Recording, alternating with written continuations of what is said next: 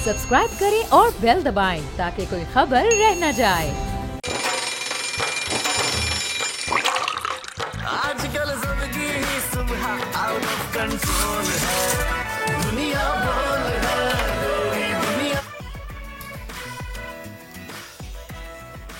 बिस्मिल्लाहिर्रहमानिर्रहीम, अस्सलाम वालेकुम and a very good morning to all of you. उम्मीद करते हैं आप सब खैरियत से होंगे। और मुल्क के कुछ इलाकों में तला ज़लज़ले के झटके महसूस किए गए हैं, तो अल्हम्दुलिल्लाह, लेकिन ऐसी कुछ रिपोर्ट नहीं आई है कि खुदा न खास्ता कोई नुकसान हुआ हो। आई होप आप सब खैरियत से होंगे और अपने घरों में सेफ होंगे। और उसके बाद तलहा, आपने कल का मैच देखा? देखिए, झटकों का ताल्लुक मैच से भी था। बहुत सारे लोग ये समझते हैं कि इंडिया वाले बेचारे आप इतने परेशान हुए, इतना अपना सर दीवार से मार रहे थे कि जलजले के झटके आ गए, लेकिन यकीनन जो मैच था इट वाज अमेजिंग, जिसकी वजह से आज मैंने ग्रीन शर्ट्स को रिप्रेजेंट किया है और उनको सपोर्ट किया, क्योंकि I think they played really well. Team में कोताहियां थी, छोटे मोटे इश्यूज थे जिनको दूर करने की जरूरत है, लेकिन ओवरऑल ग्रीन शर्ट्स ने जिस तरह वन यूनिट एक टीम बन के खेला, यू वर रियली हैप्पी। और मेरे ख्याल से कि रिजवान की जितनी तारीफ की जाए कम है। इंजर्ड विकेट कीपर ने मुश्किलात से विकेट कीपिंग भी बड़ी बेहतरीन की, साथ साथ उन्होंने जब बैटिंग की तो फिर रिजवान और नवाज जब पिच पे आए तो हर पाकिस्तानी की दिल से आवाज निकल रही थी कि पाकिस्तान जिंदाबाद, क्योंकि वो इतना अच्छा खेल रहे थे, हर कोई बेहद खुश था। Amazing performance by the green shirts, really very amazing performance. और तलहा, फरवरी की सरप्राइज के बाद नवाज का कल ये एक सरप्राइज था जो उन्होंने इंडिया को दिया। नवाज ने जो आखिरी 2 बॉलों पे फील्डिंग की थी ना, उसके बाद अगर ऐसी बैटिंग नहीं करते तो बड़े मुश्किल में होते। Very good. नहीं, अच्छा पता है, जब कल स्टार्ट में इंडिया बैटिंग कर रहा था तो मैं देख के थोड़ा सा जो है ना, आई वाज लाइक कि ओ गॉड, ओके, अब लग रहा है कि कहते हैं कि हमें बहुत टफ टाइम मिलेगा। पाकिस्तानी प्लेयर्स जो हैं वो थोड़ा सा टफ उनको रहेगा, इतने 182 के जो है वो टारगेट को अचीव करना। लेकिन जब मैच शुरू हुआ और स्टार्ट में ही फर्स्ट बॉल पे चौका लगा, I was like oh my God, चल लग रहा है कि परफॉर्मेंस अच्छी जाएगी। लेकिन उसके बाद जो रिजवान और नवाज आके जमे हैं और जिस तरह से उन्होंने खेला है, स्पेशली बाबर की जो विकेट गिरी थी, हर कोई परेशान हो गया था कि हमारा कप्तान ऐसे चला गया। ये तो है, लेकिन at least we won the match in a great way. अल्हम्दुलिल्लाह, अल्हम्दुलिल्लाह। एशिया कप जीते ना जीते, बस ये मैच जीतना जरूरी होता है, ये हमारे लिए फाइनल होता है। फाइनल से पहले फाइनल, इंडिया पाकिस्तान का मैच हमेशा फाइनल से पहले जो है वो फाइनल होता है। लेकिन संडे को एक और मैच है, आपको पता है? श्रीलंका नहीं, इंडिया पाकिस्तान का एक और मैच है ना। 3 मैच होंगे ये मैच जीतने के बाद। फाइनल होगा, ये तो प्रोड्यूसर साहब बताएंगे मुझे। फाइनल होगा, फाइनल होगा, फाइनल होगा। 3 मैचेस हैं। हाँ, ग्रेट 3 न्यूज़, मैचेस बड़ा मजा आएगा। नहीं, ये स्टार्ट में भी हमें पता चला था कि अगर इंडिया पाकिस्तान, ये प्रेडिक्शन मैं कर रही हूँ, वैसे आपस की बात है ये मेरी प्रेडिक्शन है, लेकिन ये बात हमें पता थी कि 3 मैचेस होंगे इस दफा एशिया कप में, इंडिया और पाकिस्तान के। और अगर कल का मैच पाकिस्तान जीत जाता है इंडिया से, तो एक और इंडिया पाकिस्तान का मैच होगा। और मुझे ये लग रहा है कि वो फाइनल मैच होगा, क्योंकि फाइनल मैच है फिर जो आपको पता है एक सनसनी और टेंशन और नेल्स चबाए जाएंगे, सर दीवार से मारे जाएंगे, वो ये याद है ना आपने अर्शदीप ने कैसा कैच ड्रॉप किया था? वो तो हमारी तरफ से खेल रहे थे ना वो तो पाकिस्तान की टीम से खेल रहे थे, इंडिया की टीम से खेल रहे थे, ब्लू शर्ट से खेल रहे थे। Amazing, we love you green shirts for playing so well. और पूरी कौम आज अपनी टीम के साथ खड़ी है और हर कोई सर फखर बुलंद करके कह रहा है कि ये है हमारी पाकिस्तानी क्रिकेट टीम। यकीनन उनका जिक्र होता रहेगा प्रोग्राम में, सलाद अफगान का भी जिक्र करेंगे। बहुत सारे खिलाड़ी भी आज हमें प्रोग्राम में ज्वाइन करेंगे। फुटबॉल टीम पाकिस्तान की जा रही है सॉकर वर्ल्ड कप खेलने, UFC फाइटर्स भी होंगे। लेकिन उससे पहले आज की टॉप स्टोरीज पर नजर डालते हैं। फरवरी के सरप्राइज के बाद नवाज का सरप्राइज, कौमी टीम ने भारत को चारों खाने चित कर दिया। पूरी भारतीय टीम की परफॉर्मेंस का मलबा बेचारे अर्शदीप सिंह को बर्दाश्त करना पड़ रहा है। कप्तान के सुनामी ने सिंध के सैलाब ज़दा इलाकों का रुख कर लिया। खानसा मुतासरीन की दादरसी को पहुंच रहे हैं। हकीकी आज़ादी की तहरीक के लिए आज सखर में पावर शो भी होगा।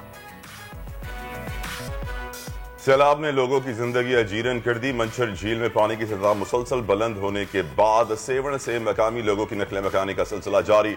इंतजामिया ने बंद को बचाने के लिए मजीद एक कट लगाने का फैसला कर लिया। और जरा नम हो तो ये मट्टी बड़ी जरखेज है। पाकिस्तानी हीरो दुनिया भर के लिए मशले राह बन गए। फैजान मुनीर ने मिक्स मार्शल आर्ट्स ट्रेनिंग में नई जिद्दत डालकर बड़ा कारनामा अंजाम दे दिया। आज बहुत सारे बच्चे स्कूल लेट पहुंचे हैं, उसकी वजह ये कल का मैच था। कोई सोने को तैयार नहीं था, सब यही कह रहे थे जब तक मैच खत्म नहीं होगा हम नहीं सोएंगे, नींद नहीं आएगी, बड़ी स्ट्रेस है। और मैं हैरान था कि वो 7-8 साल का मेरा बेटा कह रहा है बड़ी स्ट्रेस है मुझे, पाकिस्तान जीते फिर मैं सोऊंगा। आपको पता है मेरे बच्चे भी सुबह स्कूल के लिए नहीं उठ रहे थे क्योंकि मैच देख रहे थे, स्पेशली वही मैं कहूँगी मेरा बेटा भी जो है वो बैठा होता है स्क्रीन के आगे, उसको मैं चीयर खरीदी के सो जाओ, और सुबह लेट उठे हैं इस वजह से हबर तबर में सब तैयार हुए हैं। खैर कल रात पाकिस्तान ने भारत को क्रिकेट मैच के मैदान में जिस तरह शिकस्त दी वो यकीनन काबिल तारीफ है, और जिसके बाद मुख्तलिफ शहरों में जश्न मनाया गया है। मुकाबला इंतहाई सनसनीखेज था जो आखिरी ओवर की सेकंड लास्ट बॉल तक जारी था, और हम सब बैठे हुए थे कि अब क्या होगा अब क्या होगा। कल हमने भारतीय बॉलिंग और फील्डिंग जो है वो इंतहाई कमजोर देखी, और मुल्क भर में काफी सारे इलाकों में दुबई में इतना जश्न हुआ है, सारे पाकिस्तानी सड़कों पर निकल आए थे और पाकिस्तान का झंडा लेके जो है पाकिस्तान जिंदाबाद के नारे लग रहे थे, और काफी सारे शहरों में जो है वो जश्न मनाया गया है। तला और अब शायकीन क्रिकेट ये तवक्को कर रहे हैं, दुआ कर रहे हैं, वर्दा भी उसी में शामिल है कि तीसरा मैच ही पाकिस्तान इंडिया का हो जो कि फाइनल का हो सकता है। लेट्स सी सेमीफाइनल्स में और क्वार्टर फाइनल्स में क्या होता है। Keeping all fingers cross. मैं समझता हूं कि पाकिस्तान को अपनी ये जीत सैलाब अफगान के नाम करनी चाहिए, यकीनन ये उनकी दुआएं हैं, क्योंकि ये छोटी छोटी खुशियां होती हैं जिंदगी में, चाहे कितनी मुश्किलात क्यों ना हो, कितनी स्ट्रेस क्यों ना हो, कितना डिप्रेशन सप्रेशन क्यों ना हो, लेकिन एक मैच पाकिस्तान जीत जाता है तो इंसान काफी वक्त के लिए सारी मुश्किलात भूल जाता है और इस खुशी में आ जाता है कि ग्रीन शर्ट्स ने, पाकिस्तानी शाहीनों ने कितनी अच्छी परफॉर्मेंस दी। वर्दा जी, और हमारे साथ मौजूद है इस वक्त मोहम्मद उवैस और नसीम राजपूत हमारे साथ हैं जो क्रिकेट एक्सपर्ट हैं, और उनसे हम बात करेंगे और जानेंगे कि उनका क्या कहना है। सबसे पहले अस्सलाम वालेकुम Mohammad Uwais and welcome to दुनिया बोल है, और नसीम राजपूत भी हमारे साथ लाइन पर हैं। वेलकम टू दुनिया बोल है आप दोनों को। अच्छा ये बताइएगा उवैस, मैं आपसे पूछूंगी कि फेब के सरप्राइज के बाद कल का एक और सरप्राइज हमने इंडिया टीम को दिया है, तो आप इस बारे में क्या कहेंगे? सबसे पहले तो आपको मुबारक हो, और खास करके हमारी आवाम को, क्योंकि ये जो सरप्राइज है ये बड़ा जरूरी था। आपको पता है कि पहले स्टेज मैच के अंदर जिस तरीके से इंडिया ने पाकिस्तान को मारा, तो थोड़ा बहुत आपको पता है बीच में टेंशंस भी थी, क्योंकि the mother of all matches आपने कल देखा होगा, जैसे आप दोनों इंट्रो में एक बात कर रहे थे कि इस मैच में हमेशा मैं एक बात करता हूँ कि लोगों के कैरियर बनते भी हैं, लोगों के कैरियर खत्म भी होते हैं, क्योंकि कल आपने देखा वो बेचारे उनसे कैच जब ड्रॉप हुआ तो जो भारतीय अवाम है वो एक सेंस में एकदम उनके पीछे पड़ गई थी कि जी ये क्या किया, तो इनको ड्रॉप करो टीम से। तो एक चीज मैं आपको ऐसे क्रिकेटर बताना चाहूँ, देखें चाहे वो पाकिस्तान टीम हो चाहे इंडिया टीम हो, ये प्रेशर गेम होती है। इसके अंदर आप देखें लोगों ने एक बात की कि जी यंगस्टर्स हैं लड़के जो उनसे उनको क्रैम्प्स पड़े। कल Virat Kohli one of the fittest players हैं इस वक्त प्लेनेट पे, मैं कहूंगा उनको भी क्रैम्प्स पड़े थे। क्रैम्प बेसिकली आपके प्रेशर क्रैम्प होता है, ये हमेशा एक प्लेयर को पड़ता है, क्योंकि पाकिस्तान इंडिया बहुत बड़ा स्टेज मैच होता है। आपने कल देखा वो, क्योंकि अप्स एंड डाउन हो रहे थे, जो बातें की जाती है, डॉक्टर्स भी कहते हैं कि आपका ब्लड प्रेशर शूट करेगा, पाकिस्तान इंडिया के मैचेस ना देखा करें, वो कल नजर आपको आ रहा था। लेकिन अप्रिशिएट करना पड़ेगा आपको लड़कों को जिस तरीके से उन्होंने कल खास करके बैटिंग की, क्योंकि एक चीज बड़ी अच्छी थी इंटेंट जो मुझे इंडियन टीम में नजर, वो जब बैटिंग के अंदर नजर आई थी कि एग्रेसिव अप्रोच थी उनकी, जो कि हम बात करेंगे पाकिस्तान को भी रखनी पड़ेगी। लेकिन कल पाकिस्तान, रिजवान आपको पता है दुनिया के one of the best batsman इस वक्त जा रहे हैं, और खुशदिल शाह मैं कहूँ क्योंकि एक प्रेशर सिचुएशन थी उसके अंदर उन्होंने परफॉर्म किया। लेकिन नवाज की स्पेसिफिकली बात करूँ, ये नवाज धोखा नहीं देता जो बात हो रही थी, क्योंकि जिस तरीके से नवाज को प्रमोट किया गया, क्योंकि आसान नहीं होता इतने बड़े स्टेज मैच के अंदर अपनी पोजीशन आप छोड़ के आते हो जहां पर आपको एक बैकबोन। राइट, सही। अब नवाज की के बारे में क्या कहेंगे? उन्होंने बहुत अच्छा परफॉर्म किया। नसीम को शामिल करते हैं। नसीम भाई अस्सलाम वालेकुम, वेरी गुड मॉर्निंग। आज आप सुबह उठ गए, हमारे शो का हिस्सा बने हैं, बड़ा खुशी हो रही है मुझे। ये बताइए नसीम भाई, दो चीजें आपसे पूछना चाहूंगा। एक तो रिजवान वाहिद विकेट कीपर है, कोई बैकअप नहीं है, इंजरी उनको हुई थी, इंजरी के बावजूद इतनी अच्छी परफॉर्मेंस, रात को उनका MRI भी हुआ है।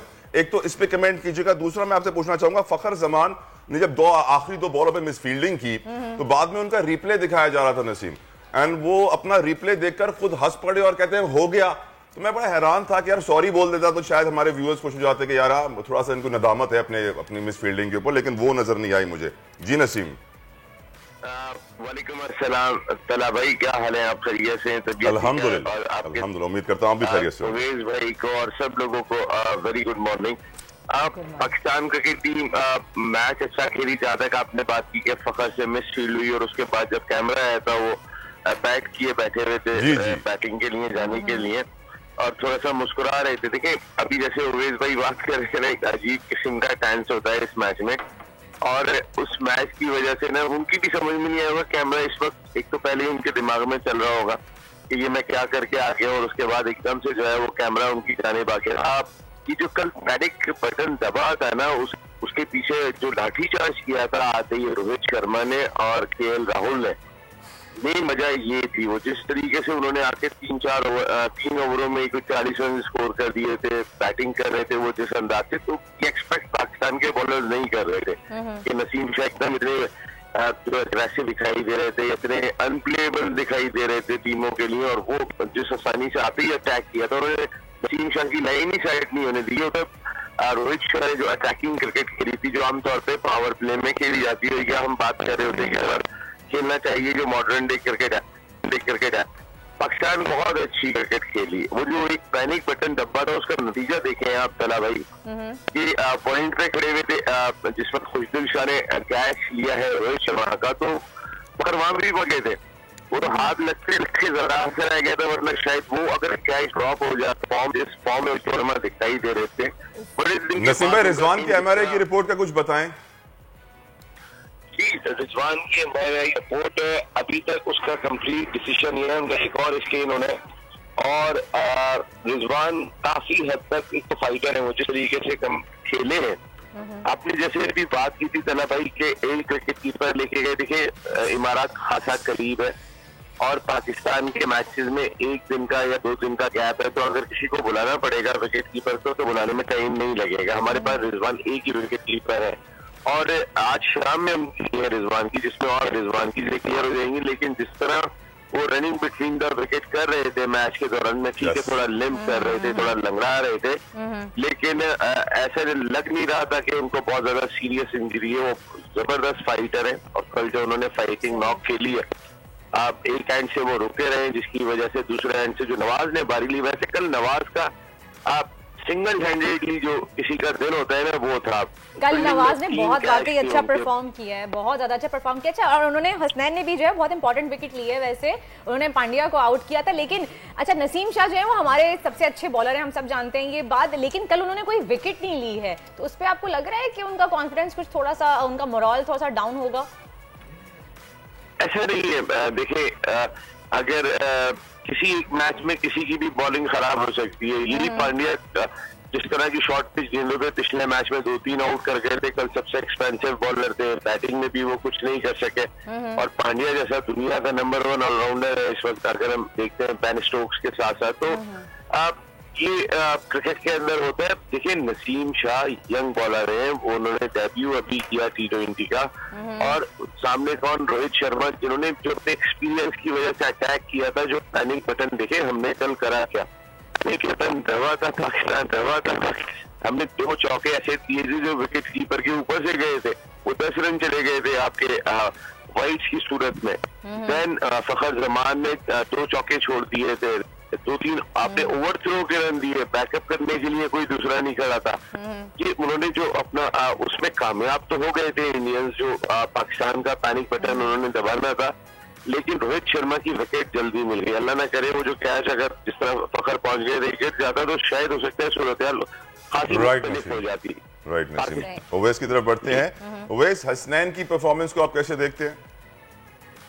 आप देखें, आपको पता है कि हसनैन पूरा ऑलमोस्ट अपना रीच करके वापस आ रहे हैं, और इसके बारे में पता होगा कि फास्ट बॉलर जब आप प्रैक्टिस देख सकते हो, तो वो चीज आपके नेगेटिव कॉन्फिडेंस भी आपका टेंट होता है। लेकिन मैं कहता हूँ कि इतने प्रेशर मैच के अंदर उनको डालना, आपको पता है डिबेट हो रही थी कि हसन अली को डाला जाए, अपना हसनैन को डाला जाए, लेकिन इतने प्रेशर मैच के अंदर आके बॉलिंग अच्छी करवाना, मैं कहता हूँ उनको आपको अप्रिशिएट करना पड़ेगा, क्योंकि मैंने आपको बताया वो हसनैन नहीं है जो कि वो पुराने एक्शन से थे। टाइम लगता है बंदे को वापस अपने रिदम में आते हुए।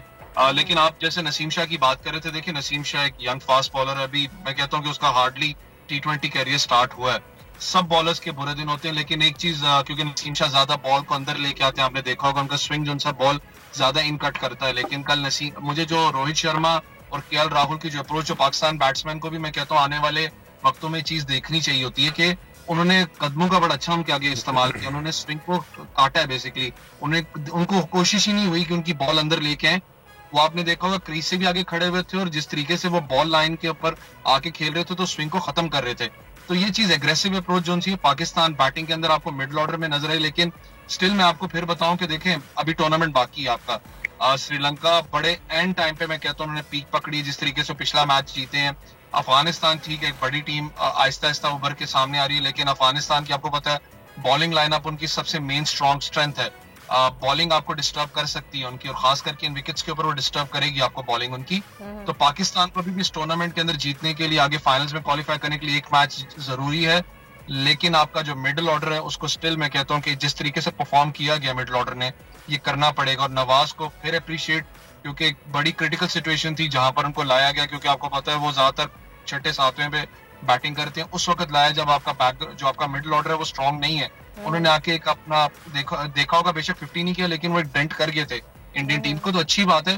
फिर खुशदिल शाह का आना, फिर आसिफ अली का थोड़ा सा मैं कहना चाहूँ कि जरूर मैं भी उनके बात खिलाफ करता हूँ थोड़ा सा कि यार कंसिस्टेंसी नहीं है, लेकिन जो कल का मैच था जिस तरीके से उन्होंने, मैं कहता हूँ कि जो चौके लगाए, थोड़ा बहुत मैच का मोराल उन्होंने खुशदिल शाह के साथ बनाया, तो वो एक चीज उनको वापस कॉन्फिडेंस रीगेन करेगा जो वर्ल्ड कप में आपको याद हो। यकीनन। Thank you so very much Uwais and Naseem Rajput for joining us. यकीनन पाकिस्तानी टीम के लिए बहुत सारे लर्निंग इवेंट्स थे इस मैच में, लेकिन हमें खुशी इस बात की है कि हम जीत गए ये मैच एज ए यूनिट, और काफी सारे इश्यूज हैं जो उम्मीद करते हैं कि आने वाले मैचेस में रिजॉल्व हो, और वर्दा की देरी ना ख्वाहिश है कि फाइनल भी इंडिया पाकिस्तान का, और वो बहुत जबरदस्त मैच होगा। रियली होप कि फाइनल। और जैसे मैंने कहा था, ये मैच सैलाब जदगान के हम नाम करेंगे। तो सैलाब जदगान का जिक्र यहाँ पर बहुत जरूरी है, जिनकी मदद के लिए पेश है हमारी अफवाज पाकिस्तान को हम जितना सलाम करें, सलूट करें, खराज तहसीन पेश करें कम है, क्योंकि what they are doing Pakistan में कोई और कर नहीं सकता है। जिस तरीके से वो रिलीफ प्रोवाइड कर रहे हैं, कोई और पहुंच नहीं रहा और दिन रात काम कर रहे हैं डेफिनेटली। लेकिन सिंध मोस्ट अफेक्टेड है, और हम चलते हैं अपने रिपोर्टर की तरफ। शाहिद साहब हमारे साथ। चेयरमैन पीटीआई इमरान खान जो है वो आज सिंध आ रहे हैं, सिंध के एक दौरे पे आ रहे हैं, और वो आज सखर जा रहे हैं, और सखर में वो जलसा भी करेंगे, और सैलाब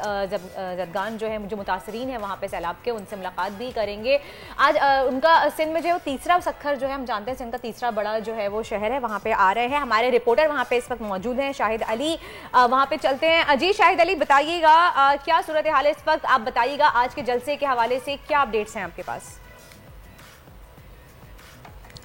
जी देखिए, पाकिस्तान तहरीक इंसाफ के चेयरमैन इमरान खान आज सखर आ रहे हैं, और वो ऐसे मौके पर आ रहे हैं कि जब सिंध डूबा हुआ है। सिंध के शहर देहात जो हैं वो सैलाब और बारिश के पानी की लपेट में है। लोग इन मदद के लिए पुकार रहे हैं, लेकिन उनको मदद नहीं मिल रही। तो ऐसे में इमरान खान ने फैसला किया कि वो सिंध में जाएंगे और इंसाफ फ्लड रिलीफ प्रोग्राम का यहाँ से ऐलान करेंगे। इमरान खान जब यहाँ पहुँचेंगे तो पहले वो एक मकामी कॉलेज जहाँ पर रिलीफ सेंटर बनाया गया, वहाँ पर सैलाब जदगान से मिलेंगे, उनके साथ खाना खाएंगे। उसके बाद वो इस जगह पर आएंगे जहाँ हम मौजूद हैं, यहाँ पर वो अपने पार्टी वर्कर और ओहदेदारान से बात करेंगे। हमारे साथ मौजूद है आलमगीर खान।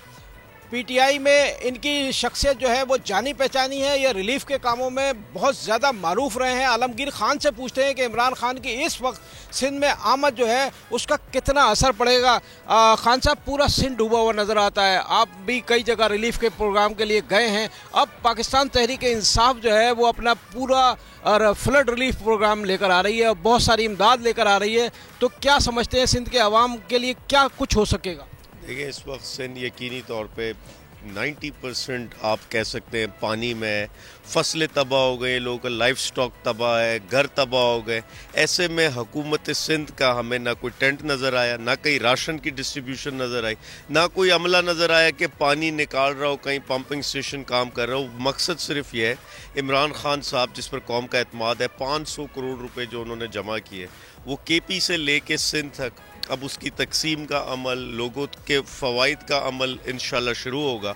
और लोग पूछ रहे हैं कि जो सिंध हुकूमत ने यहाँ पे एक फ़ंड कायम किया, पुलिस वालों से 2-2 हज़ार रुपये काट रहे हैं, सरकारी अफसरान से काट रहे हैं, डोनेशंस ले रहे हैं, और उस फंड पे शर्जील मेमन जो 400 अरब रुपए की करप्शन का मुल्जिम है, दुनिया को पता है उसका क्या किरदार है, उसको उस फंड पे बिठा दिया। मुझे सरकारी अफसरान मिलते, पुलिस वाले मिलते कि हम पैसे तो काट दें हमारे उससे, लेकिन किसके हवाले किए जा रहे हैं?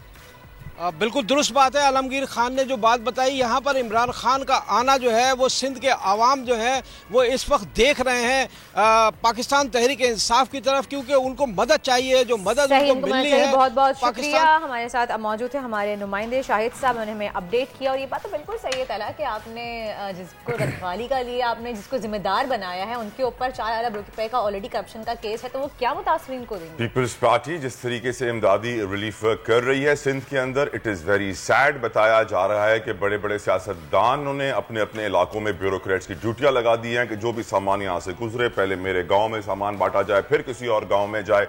पूरा ताकत को इस्तेमाल किया जा रहा है। डीसी से जब रिलीफ मांगने मुतासरीन जा रहे हैं, उनसे पूछा जाता है कि आप कौन सी पार्टी के हैं। अच्छा, उस पार्टी के आपको माल नहीं मिलेगा, आप इस पार्टी के आपको जितना चाहिए मिलेगा। तो ये डिस्क्रिमिनेटरी, ये तफरीक रिलीफ वर्क में नहीं होनी चाहिए। बिला तफरीक कीजिए, ना देखिए रंग व नस्ल, ना देखिए किस पार्टी को सपोर्ट करता है, सबको इमदाद कीजिए। और मैं तवक्को कर रहा हूं, मैं ये उम्मीद कर रहा हूं, मैं ये दुआ कर रहा हूं कि खान साहब जब सक्खर में पहुंचेंगे तो वहां पर वो कुछ रिलीफ वर्क और इमदादी कार्रवाई को तेज करेंगे ताकि लोगों का दिल जीता जा सके। वो लोग इस वक्त बहुत जख्मी है, परेशान है और सोच रहे हैं कि खान साहब जलसा करने तो आ रहे हैं, क्या हमारी भी कुछ मदद करने आएंगे कि नहीं।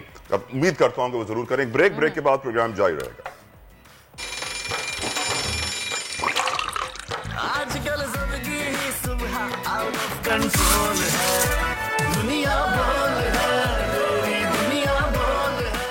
वेलकम बैक टू दुनिया बोल है। और यकीनन आज मैं जिक्र करूंगा उन हीरोज का जो पाकिस्तान के लिए सबसे ज्यादा खिदमत सर अंजाम दे रहे हैं। वो हैं पाक फौज के हमारे जवान। कभी कभी सोचता हूं कि अगर पाक फौज ना होती तो ये सैलाब ज़दगान की मदद करने कौन आता। सैलाब ज़दगान के अलावा भी जितनी भी आफत आती हैं, जो कुछ भी हो, एक कल भी हमारा डिफेंस डे है, डेफिनेटली 6 सितंबर है।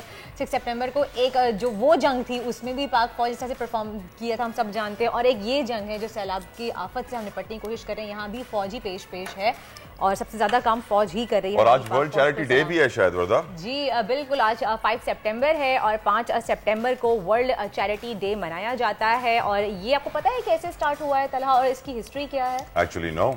बेसिकली है ये कि मदर टेरेसा का आज डेथ एनिवर्सरी होती है 5 सितंबर को, तो इस वजह से यूएन की असम्बली में ये पास किया गया था कि बिल कि भाई 5 सितंबर को वर्ल्ड चैरिटी डे मनाया जाएगा, जिसकी वजह से एक तो लोगों में एक दूसरे की हेल्प करने का जो है एक जज्बा भी बहुत ज़्यादा बढ़े, एक दूसरे की लोग हेल्प करें। और ये जज्बा वहाँ पे लोग देखें यूएन में मनाया जाता है ताकि लोगों में आए। लेकिन आप देखें हमारी उम्मत मुस्लिमा में शुरू से ये चीज़ सिखाई जाती है। बच्चा हमारा जो है वो सबसे आगे बढ़ चढ़कर पार्टिसिपेट। एक खूबसूरत कोइंसिडेंस आपको और मैं बताऊं कि 5 सितंबर का दिन भी है और दुनिया में चैरिटेबल कंट्रीज में हमारा नंबर भी 5th आता है। हम दुनिया में 5वें नंबर पे ही हैं चैरिटी करने में। सोचिए 190 करीब ममालिक में 5वां नंबर होना मेरे ख्याल से पाकिस्तान के लिए बहुत बड़ी अचीवमेंट है। अच्छा, हमारे नुमाइंदगान हमारे साथ इस वक्त मौजूद होंगे मुजफ्फरगढ़ से और सेवण से, क्योंकि सैलाब के लिए भी लोगों ने दिल खोल के चैरिटी की है। सब इकट्ठे खड़े हो गए, हम सब तमाम पाकिस्तानी। और मैं उन तमाम ममालिक का शुक्रिया अदा करना चाहूँगी जो पाकिस्तान के मुश्किल वक्त में हमेशा साथ खड़े रहे हैं, जिसमें यूएई भी है, चाइना भी है, बहरीन भी है, सब ने मदद की है हमारी। और अब सैलाब ज़दगान की मदद कितनी हुई है और पाक फौज क्या काम कर रही है, किस तरह से कर रही है और कितनी ज़्यादा हेल्प आउट हो चुकी है, इस वक्त हम रुख करेंगे मुजफ्फरगढ़ का और सेवण का। तरह ने बताया मुजफ्फरगढ़ में मौजूद है हमारे नुमाइंदे राव कामरान, सेवण में है Yasir Shoro. Let's go to Muzaffargarh. पहले मुजफ्फरगढ़, राव कामरान बताइए क्या इत्तलात है वहाँ पे इमदादी कार्रवाई की, किस तरीके से इस वक्त रिलीफ पहुँचाया जा रहा है सैलाब ज़दगान को? हाँ जी बिल्कुल, हालिया बारिशों और सैलाब ने जहां तबाहियां मचाई हैं वहां जनूबी पंजाब में इस वक्त मुजफ्फरगढ़ के शहर में जो है दिहाड़ीदार मजदूर जो है वो इंतहाई परेशानी के आलम में मुब्तला है, क्योंकि बारिशों और सैलाब की तबाहकारियों की वजह से इन्हें दिहाड़ी पर इस टाइम कोई भी नहीं लेकर जा रहा है। इनका कहना यह है कि 15 दिन हो गए हैं, हमारे घरों में जो है वो फाकों की नौबत आ गई है। मेरे साथ इस वक्त दिहाड़ीदार मजदूर मौजूद है, मजीद इन्हीं से जानेंगे इस हवाले से इनका क्या कहना। जी बताएं, क्या कहेंगे आप? अस्सलाम वालेकुम जी। हमारे घर में ना आटा है, ना चीनी, ना पत्ते, ना कुछ है। बच्चे भूखे से मर रहे हैं। पानी भी यहाँ तक पे हम फाके में जा रहे हैं और यहाँ पे कोई हमें लेके भी नहीं जा रहा, ना कोई मजदूरी पे, ना कुछ। क्या अब कहाँ जाएं, कौन सी जगह पे जाएं? आप हमारी इमदाद के लिए कोई ना कोई हमारे लिए रास्ता निकालो, हम भी कहीं पे जाएं, हम अपने बच्चों के लिए दूध, चीनी, पत्ते, आटा, घी लेके आए। मेहरबानी होगी आपके साथ। हाँ जी, दिहाड़ीदार मजदूरों का कहना यह है कि हुकूमत वक्त, हुकूमत पंजाब इनके लिए कोई राशन का राव कामरान से में रिपोर्ट कर रहे थे। हम रुक करेंगे सेवण का, जो कि इलाका है वजीर आला सिंध मुराद अली शाह का, और वहां पर ही बड़ी तबाही है। सेवण से आगे बड़ी तबाही है। यासिर शोरो हमारे नुमाइंदे वहां मौजूद हैं। यासिर बताइए क्या सूरत हाल है सेवण में? जी बिल्कुल, इस वक्त हम सेवन शरीफ में मौजूद हैं। सेवन शरीफ में एशिया की सबसे बड़ी नामवर झील मंचर झील में मुसलसल पानी के इजाफे के बाद बुबक दानिस्तर नहर के दरवाजे जो है इंतहाई कमज़ोर पड़ गए थे, जिसके बाद हुकूमत सिंध से अहकामात लेकर ज़िले इंतज़ामिया ने बाग यूसुफ से कट दिया था, जिसके बाइस आज जो रोड बुबक शहर को जाता है वो ज़ेर-ए-आब हो चुका है। अभी आप फुटेजेस में देखेंगे यहाँ से पानी बड़ी स्पीड में दूसरे देहातों की तरफ जा रहा है। अगर कैमरामैन आपको दिखा सके तो ये फुटेजेस होंगे सेवन शरीफ के, यहाँ से बाग यूसुफ के बाद मुतअद्दिद देहातों की तरफ पानी तेज़ी से जा रहा है। ये जो रोड है, इस रोड से हम जाकर बूबक दानस्तर नहर और जो मंसूर झील तक पहुंचकर वो कवरेज करते थे, वो सारा एरिया जो है अब ज़ेर-ए-आब हो चुका है। इसके साथ मैं आपको ये भी बताऊं कि सेवन शरीफ की 5 यूनियन काउंसिल को अलर्ट जारी किया गया था कि वो खाली करें। अब तकरीबन 2 से ज़ायद यूसीज़ में पानी दाखिल हो चुका है। ये पानी यहाँ से डायरेक्टली जो है इंडस लिंक बांसदाबाद तक पहुँचेगा, जिसके बायस इसको दूसरा कट देकर दरिया। बहुत शुक्रिया यासिर शोरा में 7 से अपडेट कर रहे थे, बता रहे थे मंछर में किस तरह पानी का लेवल बढ़ रहा है। बट आपको मालूम है कि ये पानी का लेवल बढ़ना, ये सैलाब आना, इतनी मुश्किलात होना, इसकी मेन रीजन सिंध में क्या थी? क्या? तजावुजात। जहां जहां पानी के इखराज का रास्ता था वहां पे वडेरों ने कब्जा कर लिया। कुछ तो ऐसे वडेरे थे वर्दा जिन्होंने नहरों के बीच में जो जमीन थी उस पर कब्जा करके पूरी नहर को घुमा दिया। इंतजामिया जब मिली भी ये कब्जे करने में तो जाहिर बात है पानी का इखराज नहीं होगा। ये सियासतदानों का हमारे रोल है ये मुल्क में, और खासतौर पर सिंध में इस वक्त इतनी तबाही है, क्योंकि अगर पानी के इखराज का निजाम सही होता, नहरी निजाम सही होता, कब्जे नहीं होते तो शायद ये हाल भी ना होता। आपको मालूम है 5-6 साल पहले ही सिंध ने डैम बनाने के भी ठेके दिए हुए थे, किसको दिए हुए थे आगे चल के बताएंगे, लेकिन वो आज तक कहीं नहीं बने। लेकिन जिसको ठेके मिले थे वो हेलीकॉप्टर में जरूर चल रहे होते हैं एक जगह से दूसरी जगह पर, इतना कमाल है। लेकिन बात करें अगर हेलीकॉप्टर की, तो हम जानते हैं कि पाक फौज जो इस वक्त ड्राइव कर रही है रिलीफ के लिए, उसकी जितनी तारीफ की जाए बर्दा कम है, चाहे वो नेवी हो, एयरफोर्स हो, आर्मी हो। Chief of army staff Qamar Javed Bajwa साहब खुद जिस तरीके से बिजी हैं और विजिट्स कर रहे हैं हर जगह पे, सलूट करना चाहिए उनकी दिन खिदमत रात को। एक करके हमारे पाक फौज के जवान जिस तरह से लोगों को रिलीफ पर प्रोवाइड कर रहे हैं, जिस तरह से उन लोगों को सेव कर रहे हैं, रेस्क्यू कर रहे हैं, उन तक इमदाद पहुंचा रहे हैं, खाना पहुंचा रहे हैं, ये वाकई काबिल तारीफ है, हम सल्यूट करते हैं। और सिंध में आपको ये बताएं कि बड़ा नेटवर्क है जो इस वक्त हाईवेज का, वो भी डूबा हुआ है, और छोटा सफर जो पहले 4-5 घंटों में होता था अब 14-15 घंटों में हो रहा है। वजह यह है कि एक लेन पर पानी है या रोड के एक लेन पर सैलाब मुतासरीन है। उम्मीद करता हूं कि जल्द अज जल्द उनकी जमीनों से पानी का अखराज शुरू हो जाए ताकि वो वापस अपने घर जा सके। लेकिन कितना वक्त लगेगा उनकी घर की वापसी में, और इस वक्त रिलीफ वर्क कहां पहुंचा हुआ आर्मी की जानिब से डिस्कस करने के लिए हमारे साथ मौजूद है ब्रिगेडियर रिटायर्ड हारिस नवाज साहब। जी ब्रिगेडियर साहिब वेलकम टू दुनिया बोल है सर, आपके हम बेहद शुक्रगुजार हैं, आप हमेशा अपना कीमती वक्त हमें देते हैं। ये बताइए आर्मी ना होती तो रिलीफ वर्क कहां होता ब्रिगेडियर साहब? डेफिनेटली तला इतना ज्यादा फौज काम कर रही है कि one can not imagine, it is all over the country. और खास तौर पे चीफ आर्मी स्टाफ जिस तरीके से कभी वो बलूचिस्तान में होते हैं, कभी वर्सवात में होते हैं, कभी सिंध में होते हैं, कभी लराब में होते हैं, और ये उनकी कमांड में टॉप से तनदही से काम करें, ऑनेस्टली से बहुत कम मिसाल मिलती है। पुटिंग लाइफ इन डेंजर, और उसके बावजूद वो रेस्क्यू फिर रिलीफ और फिर ऑपरेशन में लगे हुए हैं। उसके साथ रिलीफ कैंप बनाए हुए, तकरीबन 200-250 रिलीफ कैंप बनाए हुए हैं, और तकरीबन इस वक्त तक वो 87,000 पेशेंट्स को वो ट्रीट कर चुके हैं। लाइक वाइज जो हेलीकॉप्टर शॉर्टेज हैं वो तकरीबन 100 मिनट के करीब है, और उसमें 50,000 से ऊपर वो रिकवर कर चुके हैं। और उसके इम्पोर्टेंट चीज में जो इम्पोर्टेंट चीज इतना डेंजरस ऑपरेशन, अगर आपने देखा हो वीडियो कमांडर अच्छे नहीं कि मैं देख रहा था, जो वो एक आदमी को 5-6 दिन से एक छोटी सी जगह पे फंसा हुआ था, उसको उन्होंने नीचे से जाके पिक किया है ओवरिंग करते हुए, और मुझे डर लग रहा था कि पीछे से टच ना हो जाए जमीन पर, जिस पर कोई नुकसान ना हो, उसको रिकवर करके ले गए। एक्चुअली हमारे office from the front and then never look back, ये सबसे बड़ी एक क्वालिटी है जिसमें पाकिस्तान आर्मी में, इट इज वेदर ये लाइन ऑफ कंट्रोल पर है या दहशतगर्दी के खिलाफ लड़ रहे हैं या रिलीफ ऑपरेशन एवरीवेयर डन। और उसके साथ फिर तकरीबन 1500 टन राशन जो है वो डिस्ट्रीब्यूट कर सकते हैं। एविएशन ने तकरीबन 200-250 सॉर्टीज की हैं, उसमें उन्होंने तकरीबन 1000 लोगों को रिकवर किया है। फिर उसके बाद उन्होंने तकरीबन 90 टन जो राशन डिलीवर किया है लोगों को।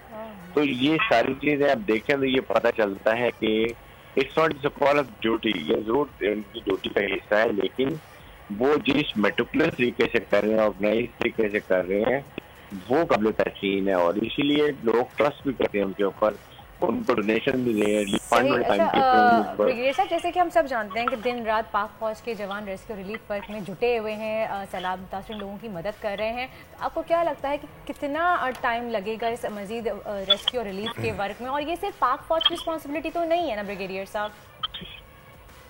जी बिल्कुल, और इसमें देखें इशू ये है कि इसमें सबसे मेन इम्पोर्टेंट काम होता है आपका एनडीएमए का और PDMA, provincial disaster management authority. Problem ये है कि everybody should do the job. आपको पहले से जब पता है वहाँ पर आपके इनको ऑर्गेनाइज करना चाहिए कि डिस्ट्रिक्ट स्कूल लेवल तक कि ऐसा एमरजेंसी इक्विपमेंट होना चाहिए कि लोगों को फौरन लीव दे, जिनको टेंटर्स होते हैं, फायर एक्सीडेंट होते हैं, उसको उनको रिकवर करने बोट्स होती हैं, ये चीज़ आपकी वहाँ पर होनी चाहिए, वो भी नहीं है। और उसके साथ फिर देखने की बात ये कि अब ये पानी रिसीड कब करता है। अभी आपके सामने मंचर लेक को जो कट लगाए गए हैं, 7 जूही का जो बुरा हाल है, केन शाह का, और मेरे ख्याल में सब आपका भी यही तकरीबन एरिया होगा मोस्ट लाइकली। जी हाँ सर, सब डूबा हुआ है, सब डूबा। लेकिन ब्रिगेडियर साहब, my question to you is, आपने जो अल्फाज यूज किए कि ये फौज की ड्यूटी का हिस्सा है, सर क्या हमारे फौजी ये सोचते नहीं होंगे कि यार हमें तो हमारा काम था सरहदों की हिफाजत करना, नजरियाती सरहदों की हिफाजत करना, ये तो सिविल एडमिनिस्ट्रेशन को अपने पैरों पे खड़ा होना चाहिए। क्या उनके दिल में ये नहीं आता होगा कि ये ब्यूरोक्रेसी अपने पैरों पे खड़ी हो, ये वजीर आला अपने पैरों पे खड़े हो और रिलीफ खुद प्रोवाइड कर सके और हमें ना आना पड़े? पहला बहुत अफसोस की बात होती है, और खास तौर पे इस वक्त इरिगेशन डिपार्टमेंट की और कम्युनिकेशन हाईवे वालों के तो मजे हो गए कि उन्हें पुराना सब कुछ जो उन्होंने ऐसे काम किया हुआ था वो बह गया और दोबारा काम स्टार्ट हो जाएगा।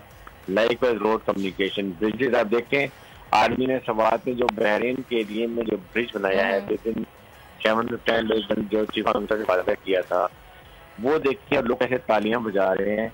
दिस व्हाट इज हमारी आर्मी फंड करती है और सिविल एडमिनिस्ट्रेशन की ड्यूटी है, और उनको ये चीजें अपने पास मौजूद होनी चाहिए क्योंकि आप कम अज कम इस दफा नाउ दे नो कि कौन कौन से एरिया में फ्लड आता है, फ्लड वाटर आता है।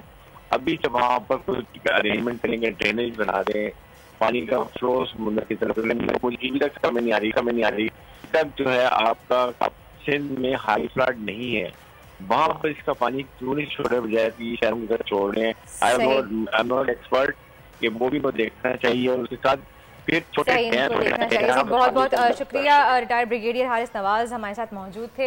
थैंक यू सो मच, बहुत बहुत शुक्रिया आपका, आपने हमें अपना कीमती वक्त दिया। और तलाई देखिए बात बिल्कुल सही है, आप जो बात कह रहे हैं ब्रिगेडियर साहब जो बात कह रहे हैं, अगर ये सब होता, हमारी जो खुद हमारे हुकूमत है वो अपने पैरों पर खड़ी होती, आज उनके लोग खुद काम कर रहे होते, करप्शन की ब्यूरोक्रेसी नहीं होती, तो आज हम इस बुरी सूरत हाल में ना होते। यकीनन लोग जो है वो मिलिट्री कू की बात ना कर रहे होते और डेमोक्रेसी को सपोर्ट कर रहे होते। एक ब्रेक, प्रोग्राम जारी रहेगा।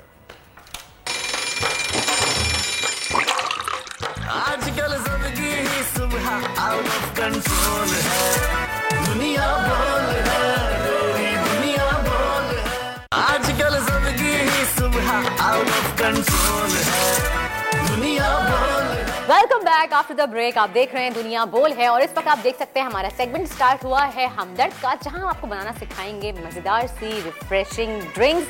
हम आपको बताएंगे कि आप हमदर्द का हनी, रूह अफ़ज़ा और नई ड्रिंक इंट्रोड्यूस करवाई है, एक फिजी ड्रिंक रूह अफ़ज़ा ने जो है रूह अफ़ज़ा गो। इन तमाम चीज़ों को इस्तेमाल करके आप क्या क्या बना सकते हैं हम आपको सिखाएंगे इस सेगमेंट में। सबसे पहली बात तो ये रूह अफ़ज़ा गो, हमेशा से हमारी यूथ को एक फिजी ड्रिंक पसंद होती है और जब हम फिजी ड्रिंक की बात करते हैं तो Rooh Afza go is a best choice. ये कैन पैकेजिंग में आता है और अगर चिल्ड रूह अफ़ज़ा आप चाहते हैं पीना और अपनी बॉडी को फ़ौरन से रिफ़्रेश और हाइड्रेट करना चाहते हैं तो Rooh Afza go is the best choice, is always set to गो।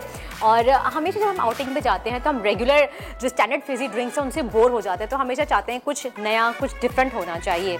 तो आप अपनी पिकनिक पे जाएं, कहीं भी फ्रेंड्स के साथ जाएं, आप रूह अफ़ज़ा को ईजिली लेके जा सकते हैं। अच्छा जी, आज मैं आपको क्या बनाना सिखा रही हूँ?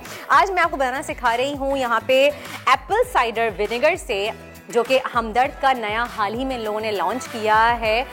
100% नेचुरल है, ऑर्गेनिक है एप्पल साइडर विनेगर। इससे मैं आपको बनाना सिखाऊंगी कि आप कैसे एक मॉर्निंग शॉट ड्रिंक बना सकते हैं और अपना वज़न कम कर सकते हैं।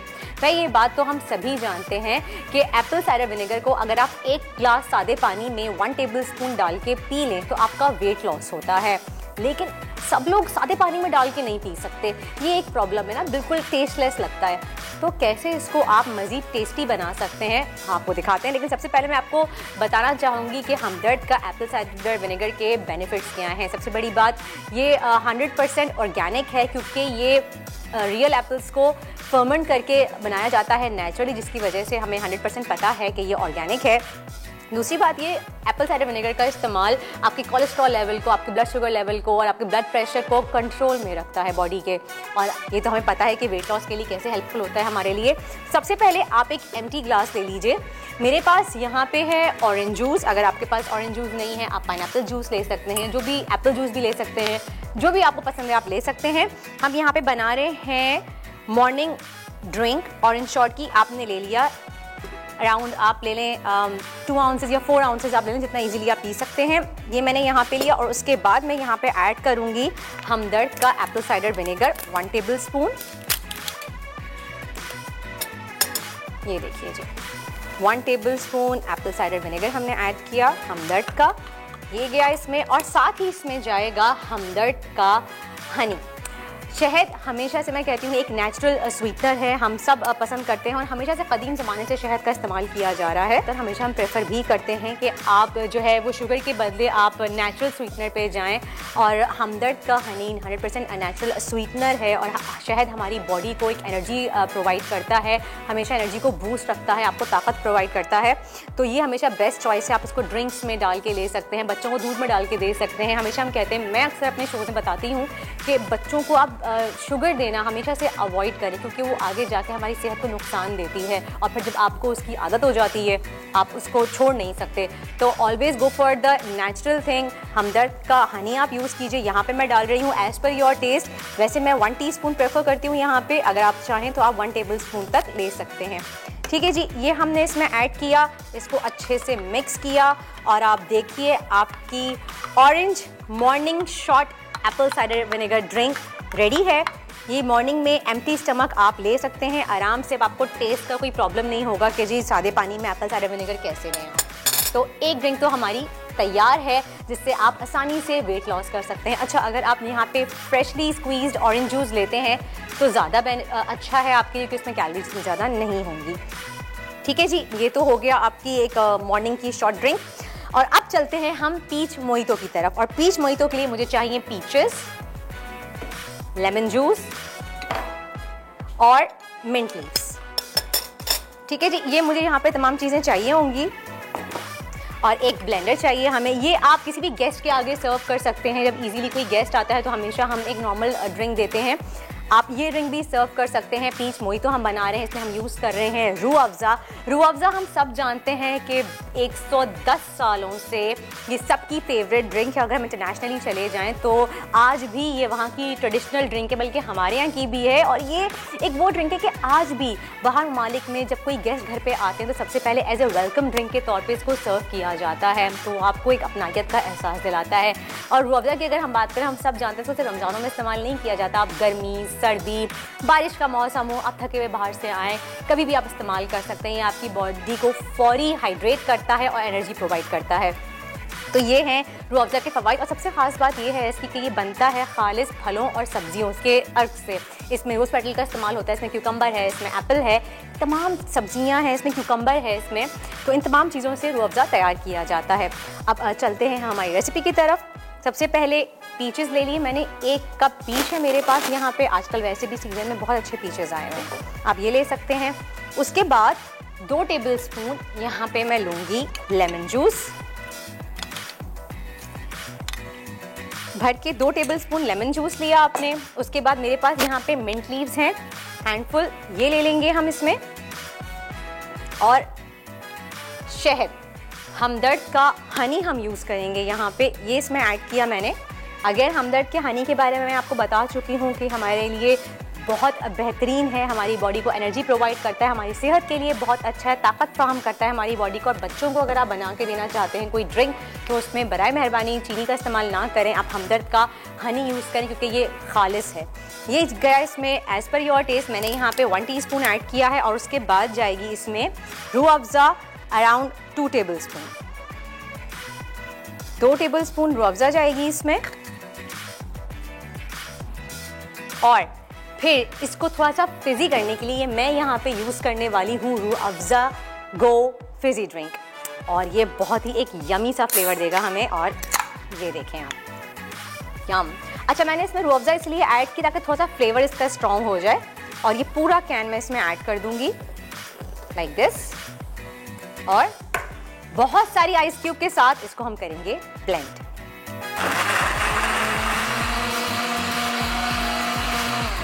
और ये देखिए इसको हमने बहुत अच्छे से ब्लेंड कर लिया ताकि तमाम फ्लेवर्स अच्छे से मिक्स हो जाएं। मिंट का, रूह अफ़ज़ा का, हनी और हमारी रूह अफ़ज़ा गो फिज़ी ड्रिंक सब अच्छे से मिक्स हो जाए। इसको हम एक खूबसूरत से ग्लास में सर्व कर लेंगे। एंड ये देखिए जनाब, मज़ेदार सा हमारा पीच मोहितो रूह अफ़ज़ा गो फिज़ी ड्रिंक के साथ रेडी है। ये 2 ड्रिंक्स हमने आज आपको बनाना सिखाई रूह अफ़ज़ा से, जिसमें हमने यूज़ किया है सबसे पहले तो हमने जो मॉर्निंग शॉट बनाया है ऑरेंज के साथ, ऑरेंज जूस के साथ, उसमें हमने यूज़ किया है एप्पल साइडर विनेगर ताकि आप इसको एंजॉय कर सकें। वैसे एप्पल साइडर विनेगर का अपना ही एक टेस्ट है, ज़रूरी नहीं कि आप सिर्फ इसको वेट लॉस के लिए इस्तेमाल करें। अगर आप रेगुलरली इसका इस्तेमाल करते हैं तो आप ब्लड प्रेशर, कोलेस्ट्रॉल लेवल और अपना ब्लड शुगर लेवल कंट्रोल रख सकते हैं। ये तो थी एक हेल्दी ड्रिंक भी हो गई आपकी। और दूसरी जानिब हमने बनाई है यहाँ पे पीच मोहितो, जिसमें हमने इस्तेमाल किया है हमदर्द का हनी, क्योंकि ये हमारी सेहत के लिए बहुत अच्छा है और खालिस है। इसमें हमने यूज़ किया 2 टेबलस्पून रूह अफ़ज़ा और उसके बाद हमने इसमें ऐड की है रूह अफ़ज़ा गो फिज़ी ड्रिंक। और आपके सामने 2 ड्रिंक्स तैयार हैं। ये ड्रिंक अपने सामने अपने गेस्ट कोई घर पे आते हैं उनको सर्व कर सकते हैं। गर्मी से आप थके हुए आते हैं, अगर खाली रूह अफ़ज़ा पी के बोर हो जाते हैं, कुछ फिज़ी सा चाहिए, तो आप ये ड्रिंक एंजॉय कर सकते हैं। आई होप आपको हमारी आज की रेसिपी पसंद आई होगी। चलते हैं एक ब्रेक की तरफ, फिर दोबारा मिलेंगे आपसे एक और नई रेसिपी के साथ।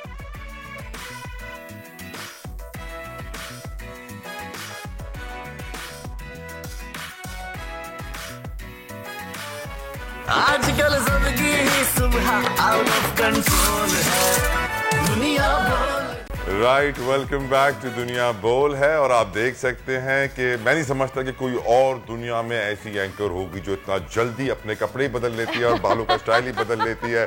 खबरों से कुकिंग पे आती है, कुकिंग से खबरों पे आती है, फिर सितारे, फिर वेदर। OMG बरदा। नहीं, लेकिन मैंने पहले से आप लोगों को रिकॉर्ड करवा के रखा है ताकि ये जो मॉर्निंग ड्रिंक, लेकिन MCR ने फिर भी लाइव लिखा हुआ था, नहीं लिखा करो फिर इस तरह। खैर चल तो लाइव रहे ना इस वक्त। ओके, हम लाइव हैं भाई, हम लाइव हैं तो इसलिए आपको लाइव शो में दिखा रहे हैं ना। लेकिन वो अलग बात है कि मैं थोड़ा पहले आपको रिकॉर्ड करवा के रख लिया था कि रूह अफ़ज़ा किस तरह से आप ड्रिंक्स बना सकते हैं। खैर अब भी हमारे लिए कुछ स्पोर्ट्स रिलेटेड कुछ खबरें लेके आए हैं तला। यस, पाकिस्तान में MMA का रुझान, मिक्स्ड मार्शल आर्ट्स का रुझान बहुत तेजी से बढ़ रहा है। फाइटर्स सामने आ रहे हैं, दुनिया भर में जाके पाकिस्तान का नाम रोशन कर रहे हैं। ऐसे कुछ फाइटर्स हमारे साथ मौजूद भी हैं, आपको बताएंगे कि कौन है वो फाइटर्स। हमारे साथ 2 बड़े बेहतरीन इस वक्त खिलाड़ी मौजूद हैं। उनका नाम है मोहसिन हैदर और फैजान मुनीर। आपको वेलकम करते हैं मोहसिन एंड फैजान टू दुनिया बोल है। यकीनन MMA एक ऐसी फील्ड है पाकिस्तान में जो उस पर ग्रो कर रही है। अल्हम्दुलिल्लाह बहुत सारे लोग हैं जिस पे काम कर रहे हैं। जमीन अहमद चांडियो कराची में K7 क्लब चला रहे हैं, लाहौर में फाइट फोर्ट्रेस है और बहुत सारे ऐसे इवेंट्स भी आजकल होने लग गए हैं, जिसके बाद मैं बड़ा खुश होता हूँ। यार शुक्र है पाकिस्तान में कुछ स्पोर्ट्स आगे बढ़ रहे हैं। आप बताइए, tell us your journey about MMA, how did you start Mohsin? आपकी जिंदगी का सफर MMA से कैसे जुड़ा और कहाँ तक पहुंचे इस सफर में आप?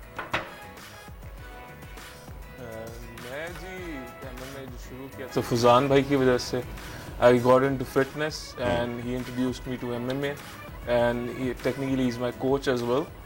तो all I knew, everything I know about MMA is because of this guy sitting next to me. How many fights have you done, Mohsin? कितनी फाइट्स आपकी हो चुकी हैं? कितने इवेंट्स आप देख चुके हैं, करा चुके हैं, पार्टिसिपेट कर चुके हैं? पर्सनली जो हमने अब भी अपना इवेंट कराया प्रूविंग ग्राउंड सीरीज के नाम से, that's the first event, one of the biggest charity event done by Faizan Munir and me and to represent the amateur fighters here. So this is our first event, but we have been in many events. Fazan Murid has been in Bangkok related to Venom and everything. चले फैजान से पूछ लेते हैं. फैजान आप बताइए, आपका सफर MMA का, आपने इवेंट भी कराया इंटरनेशनली, आपने शायद ट्रेनिंग्स भी हासिल की हैं. Tell us about yourself. Okay, a little bit about myself is, well, I learned a lot more from Bashir Ahmed when I visited him in Thailand. He's considered the pioneer or the OG of Pac MMA.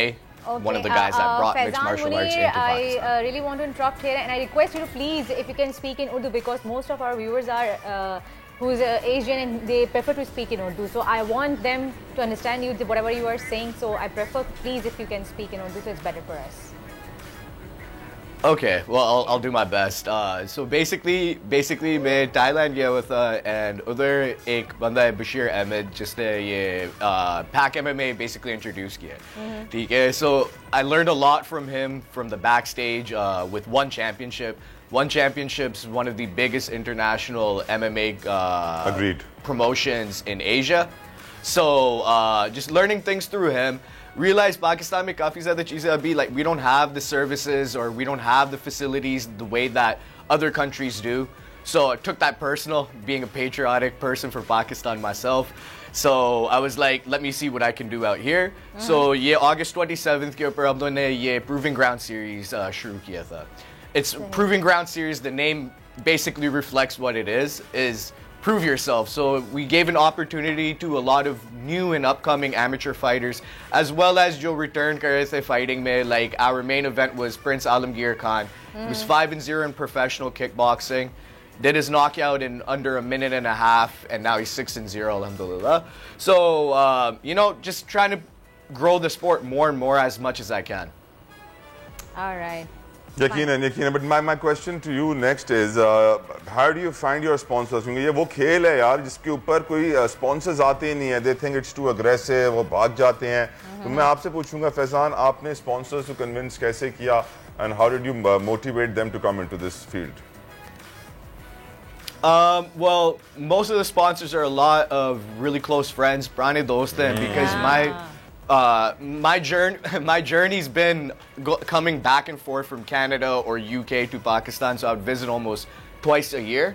So I've been in touch with everyone in Pakistan still. So once I explained them that ye main abhi shuru karne lage hu, they're ready to support me. Not all of them, but majority of them. Karachi में event कब करा रहे हैं फिर आप Faizan? Sorry? Karachi में आपने पहला इवेंट अपना कराया, आई थिंक उसका फीडबैक बताइए. How did it go और next event कब होगा? अच्छा, I believe ये जो event it went quite well. Some of the things that previous events that have happened around in Pakistan, we created some new type of styles, I guess you can say, like having it live. That was one of the main things. Now the footage you can see online, anyone can see it right now. अगर आप Facebook के ऊपर जाएंगे आप देख सकते हैं. So I was overall quite happy with the results. Of the management and everyone that was involved. They did a very good job. Inshallah, the next event will be within 3 or 4 months, and then my target is to do it every month. Ameen. All our prayers are with you. All the best to you, Faizan and Mohsen. Thank you so very much. उम्मीद करते हैं कि Proving Ground series में आगे भी बेहतरी आएगी, मजीद events भी होंगे. आप दोनों का बहुत बहुत शुक्रिया for promoting the sports in Pakistan. क्योंकि I personally think combat sports Pakistan में प्रमोट होने चाहिए. आप जैसे लोग जो बाहर का एक्सपोजर लेके पाकिस्तान आते हैं, one championship is a huge platform. अगर पाकिस्तानी एथलीट फाइटर्स वहां तक पहुंच सकें, बड़ा कमाल हो जाएगा. मेरी ये दुआ है कि इंशाल्लाह जल्दी पहुंचे. इंशाल्लाह हम सबकी दुआ. तलाश मैं यहाँ थोड़ा सा खुश हो गई थी. मुझे लगा जब उन्होंने स्पॉन्सर्स का नाम लिया तो मैंने कहा कि शायद आपकी दुआ कबूल हो गई है. हम चीज के अपने शो पे कहते हैं हर कोई अपनी अपनी हैसियत में अपने अपने दोस्तों को लेकर आता है. क्रिकेट के अलावा भी जो है वो इन तमाम स्पोर्ट्स को भी किसी और स्पोर्ट को भी जो है वो नजरसानी की जरूरत है. उनको भी स्पॉन्सर करना चाहिए. तो मुझे लगा कि ओ फाइनली थैंक गॉड कोई तो है जो मार्शल आर्ट्स को भी स्पॉन्सर कर रहा है. लेकिन पता चला कि वो भी उनके दोस्त निकले. तो अपने लेवल पे जो है वो एक दूसरे की मदद की जा रही है. लेकिन हमारी गवर्नमेंट कभी जो है वो क्रिकेट के अलावा ये बड़े बड़े स्पॉन्सर जो PSL और ये एशिया कप के अलावा किसी और को स्पॉन्सर आई गेस करते नहीं है. पाकिस्तान की जो रीढ़ की हड्डी है वो पाकिस्तान के एक्सपर्ट्स हैं जो बाहर रहते हैं, जो पाकिस्तान हर साल $30 बिलियन रेमिटेंसेस की शक्ल में भेजते हैं. सैडली हम देखते हैं कि IMF जो हमें $2-4 बिलियन देता है उसकी हम तमाम शराइत मान लेते हैं, लेकिन जो हर साल $30 बिलियन हमें रेमिटेंसेस की शक्ल में भेज रहा है उसको हम वोट देने का हक भी नहीं देते हैं. तो इट्स वेरी सैड. और यही वो एक्सपर्ट्स हैं जो वापस पाकिस्तान आते हैं, इस तरह के स्पोर्टिंग इवेंट्स कराते हैं और पाकिस्तान को प्रमोट करने की कोशिश करते हैं. वोटिंग का हक भी छीन लिया जाता है. खैर वोटिंग का छोड़ो, हंसने का हक भी छीन लिया जा रहा है आजकल. Freedom of speech. तो आप हंस क्यों रही हैं? आजकल आपको मालूम है हंसना मना है. बड़ी सख्ती है, बड़ी सख्ती है, बड़ी सख्ती है भाई. आजकल जो हंसा मतलब फंसा, वो कहते हैं लड़की हंसी तो फंसी, ऐसी कोई बात नहीं है. लेकिन यहाँ पर चक्कर यह है कि जो हंस रहा है वो जेल में जा रहा है, बंद किया जा रहा है. अब हम जानते हैं वजीर आजम शहबाज शरीफ के कोई 61-62 की काबीना है, जिनमें से काफियों के पास कलमदान भी नहीं है. जिनके पास कलमदान है उनकी बड़ी जिम्मेदारी होती है कि वो कलमदान की इंपॉर्टेंस को प्रूव करें और बताएं कि कितना हम काम कर रहे हैं, कितने हम एक्टिव हैं. और सोशल मीडिया पर बड़ी मेहनत होती है. तो सोशल मीडिया पर आजकल बड़ा वायरल चल रहा है इस वक्त. अता तारड़ LOL लुल वो इसलिए चल रहा है ये हैशटैग इस वक्त ट्विटर पे क्योंकि अता तारड़ साहब के ऊपर 4 लड़के क्या हंस दिए, उन्होंने उनको गिरफ्तार करवा दिया। तो फिर जो है ना एक ट्वीट इस वक्त बड़ी वायरल हो रही है, मैं चाहूंगा प्रोड्यूसर साहब दिखाएं वो भी डेंटोनिक की, देखें बंदर भी है और डेंटोनिक दोनों हंस रहे हैं, कह रहे पकड़ो इन्हें, कैसे हंस रहे हैं, ये हंसना मना है।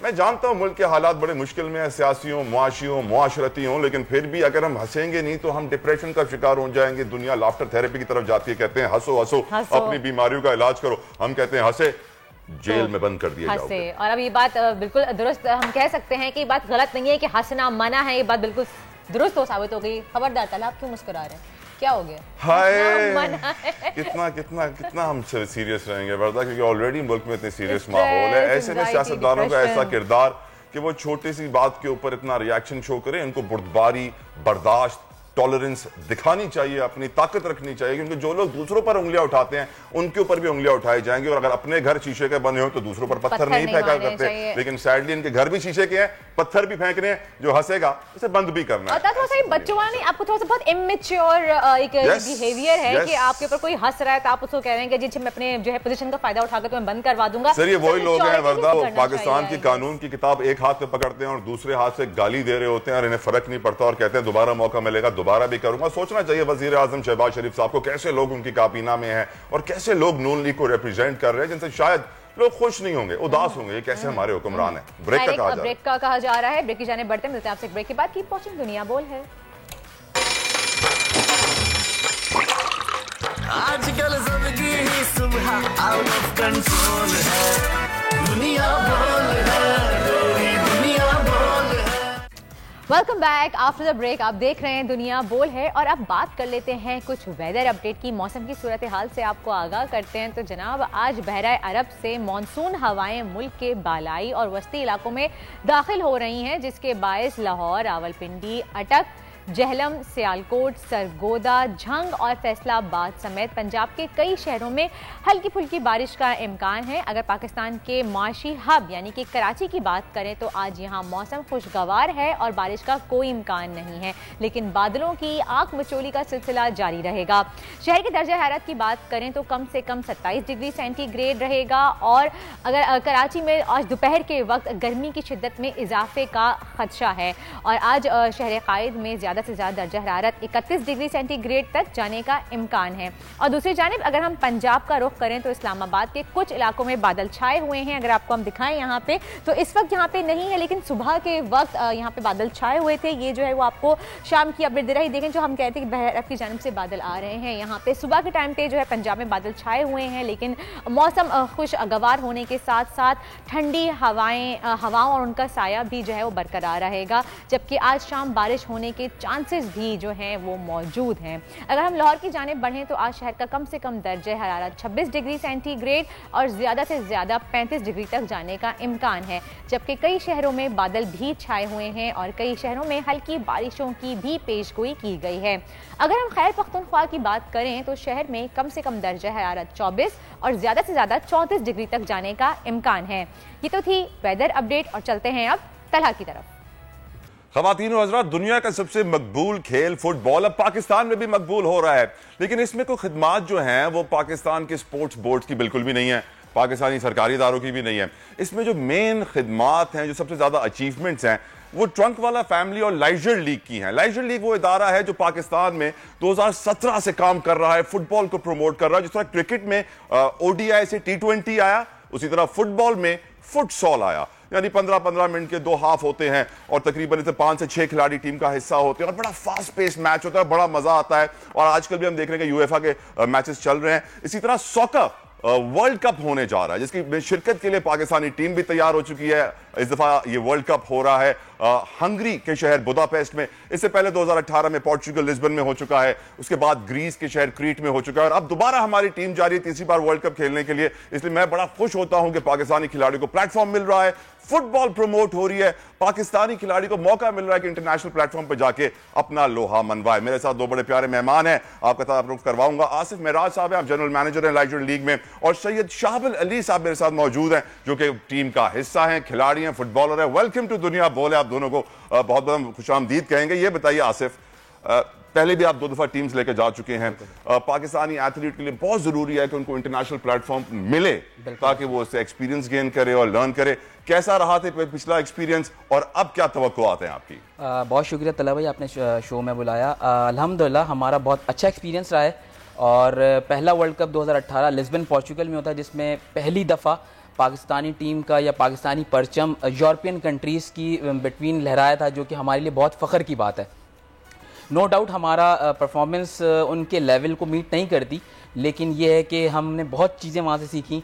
और जब 2019 में टीम गई ग्रीस के शहर क्रीट में, तो वहाँ पे परफॉर्मेंस बहुत बेहतर रही। हमने एक जो है वो डिफेंडिंग चैंपियन जर्मनी को हमने वहाँ डिफीट किया और एक जर्मनी को हराना तो बहुत बड़ी बात है। एग्जैक्टली बिल्कुल ऐसे ही है। तो एक बड़ी चीज़ थी अचीवमेंट। हमारे जो गोल लाइन थी वो बहुत ज़्यादा लिमिटेड हुई, मतलब कम हुए। इवन कि हमने 2-1 या 3-1 इस तरीके से 3-2 की हमारी स्कोर लाइन रही है। बहुत अच्छा हमने यानी कि वहाँ से पहले वर्ल्ड कप से सीखा और सेकंड में हमने काफ़ी वो किया। इंशाल्लाह इस दफ़ा हमारी उम्मीद है कि हम इंशाल्लाह एक अच्छी कारकर्दगी करेंगे। शाहबल, आपने लिस्बन में जब वर्ल्ड कप हुआ था 2018 में, पोर्चुगल के शहर था, तो बड़ा आपने अच्छा वहाँ पर एक्सपीरियंस रहा था आपका, परफॉर्म भी आपने अच्छा किया था। उस परफॉर्मेंस के बारे में थोड़ा सा बताइए, क्या आपने गेन किया उस एक्सपीरियंस से और अब आपके टारगेट्स क्या हैं? सो नो डाउट जो प्लेयर्स हमारे साथ गए थे we are all very talented, लेकिन देखें इंटरनेशनल फोरम पे खेलना इट्स अ ह्यूज थिंग। जो उसकी प्रेशर होता है क्राउड के सामने खेलना, a lot of us, almost all of us did not have this experience. उसकी वजह से यू कैन से कि सामने लर्निंग्स थी बहुत सारी, सीखने को बहुत मिला, बहुत definitely. And the pressure aspect we got to learn from, and inshallah we will take that, and like Asif bhai said, हर बार हम जाते हैं थोड़ा improve होते हैं, but I think the main thing is talent की कोई डाउट नहीं है, but to play on an international forum in front of all of the lights and.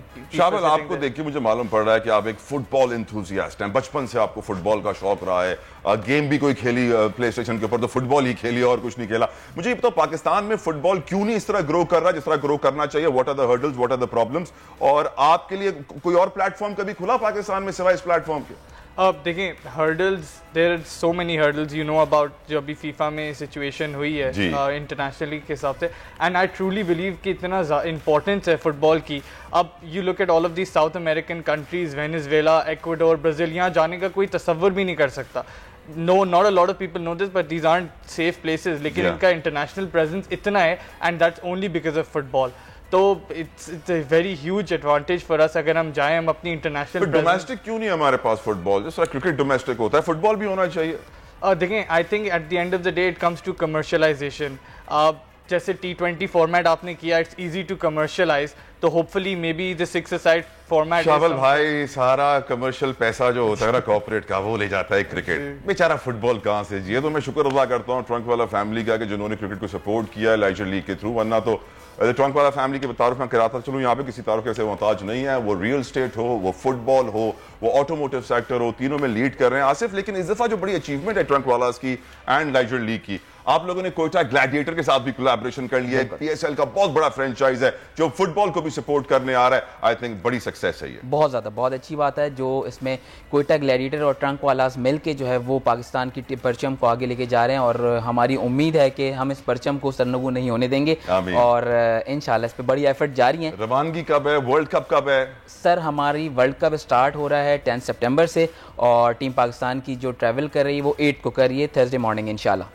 Asif, बहुत सारे लोग हमारे जानने वाले कहते हैं यार मैचेस देखना चाहते हैं, हम लाइव देखना चाहते हैं, इस वक्त मैच चल रहा है पाकिस्तान का, कैसे देखें? तो इसका बड़ा प्रॉब्लम होता है, मैच देखा नहीं जा सकता, तो कुछ इसके लिए भी सोल्यूशन लाए? बिल्कुल बिल्कुल बिल्कुल, हमारी बात चल रही है और इंशाल्लाह बहुत जल्द इसको हम अनाउंस करेंगे। ये जो हमारे लोकल प्राइवेट चैनल्स हैं उसके ऊपर ये ऑन एयर होगा। जो पाकिस्तान के 4 मैचेस हैं और वो इंशाल्लाह चारों मैचेस लाइव होंगे और आपके पेजेस पर भी लाइव चल रहे होंगे। लाइजर लीग को फॉलो कर लें, जो भी लोग देखना चाहते हैं वो लाइजर लीग को फॉलो कर लें, उनको सारी अपडेट्स आ जाएंगी।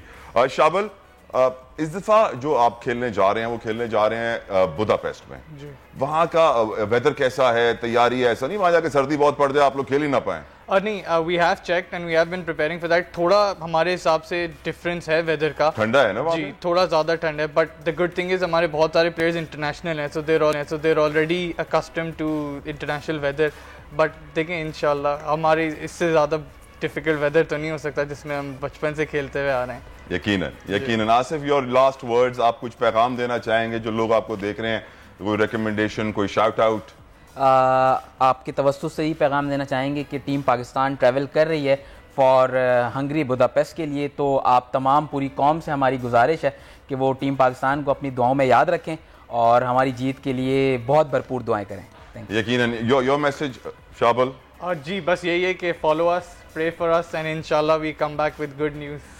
फिटनेस तो सही है ना, इंजरी तो नहीं होने वाली ना? नहीं, I hope not, that's the worst thing that could happen. I am really happy, आप लोग का कॉन्फिडेंस, आप लोग का मोरल, आप लोग जिस कहते हैं ना स्टेट ऑफ माइंड के साथ जा रहे हो, मुझे उम्मीद है कि आप भले वर्ल्ड कप जीत के ना आओ, लेकिन मैं चाहता हूं कि आप जर्मनी को दोबारा हरा के आओ। जर्मनी को दोबारा हराना जरूरी है, क्योंकि वो एक मैच होता है, जिस तरह इंडिया को हरा दिया कल आपने, उस एक मैच ने एशिया कप की खुशी पूरे कौम को दे दी। सलाम मुतासरीन सारे खुश हो गए कि यार हमने इंडिया को हरा दिया, भले हमारे पास खाने को नहीं हो। इसी तरीके से अगर आप एक दो मैच में जीत जाएंगे ना, हमारे लिए आप वर्ल्ड कप जीत के आ रहे हैं। तो all the best to you, thank you so very much. आप हमारे शो पर है और यकीनन फुटबॉल को प्रमोट करना पाकिस्तान में बहुत जरूरी है। अगर फुटबॉल को प्रमोट ना किया गया तो खिलाड़ियों को प्लेटफॉर्म नहीं मिलेगा। अच्छा, थोड़ा सा वक्त मुझे प्रोड्यूसर साहब ने और दे दिया है, तो मैं थोड़ी सी और गुफ्तगू कर लेता हूँ। आसिफ, मैंने ये नोट किया कि लाइजर लीग ने डोमेस्टिक टूर्नामेंट्स भी कराए, बिल्कुल, और डोमेस्टिक टीम्स भी सिलेक्ट की, और पूरे पाकिस्तान में एक्टिवेशन थी। स्कर्दू से लेकर बर्फीले पहाड़ों में, बर्फीले मैदानों में भी आप लोग फुटबॉल खेलने के लिए गए हैं। स्कूल्स में, इंटर स्कूल, इंटर कॉलेजिएट, बड़ा आप लोगों ने प्रमोट किया फुटबॉल को। बिल्कुल। हाउ वाज द रिस्पॉन्स, और दोबारा हम डोमेस्टिक टूर्नामेंट कब देखेंगे? तला भाई, ऐसा है कि हम 2017 में हमने लॉन्च किया था लेजी लीग्स को, तो लेजी लीग्स के लॉन्च में ही हमने इंटरनेशनल प्लेयर्स के साथ लॉन्च किया। रोनाल्डिनियो, रायन गिग्स और इंटरनेशनल प्लेयर्स आए, जिससे एक काफ़ी हमने बड़े वास्ट पैनल पे इसको जो है लॉन्च किया लेजी लीग्स को। जब इसको आहिस्ता आहिस्ता हम होते रह गए, 2018 में हम 8 शहरों तक एक्सपैंड हुए।